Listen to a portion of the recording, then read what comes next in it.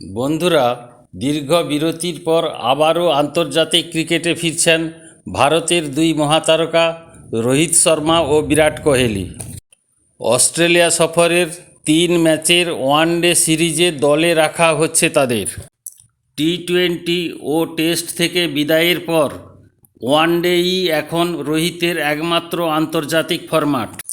একই পথ অনুসরণ করেছেন কোহলিও। চ্যাম্পিয়ন ট্রফির পর এই প্রথম ফিরছেন নীল জার্সিতে।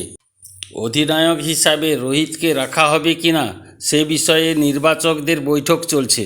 চ্যাম্পিয়ন ট্রফির নায়ক শ্রেয়স আয়ার দলে থাকছেন, সুযোগ পেতে পারেন যশস্বী জয়সওয়াল।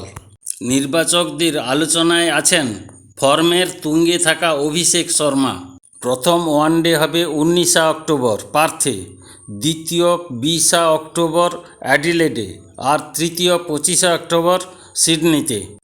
ওয়ানডের পর 29 অক্টোবর থেকে শুরু হবে 5 ম্যাচের টি-20 সিরিজ, চলবে 8ই নভেম্বর পর্যন্ত। অস্ট্রেলিয়া সফরে তাই আবারও একসাথে দেখা যাবে রোহিত কোহলির দুর্দান্ত জুটি। ভিডিওটি ভালো লাগলে লাইক, শেয়ার ও সাবস্ক্রাইব করার অনুরোধ রইল। ভালো থাকবেন, সুস্থ থাকবেন।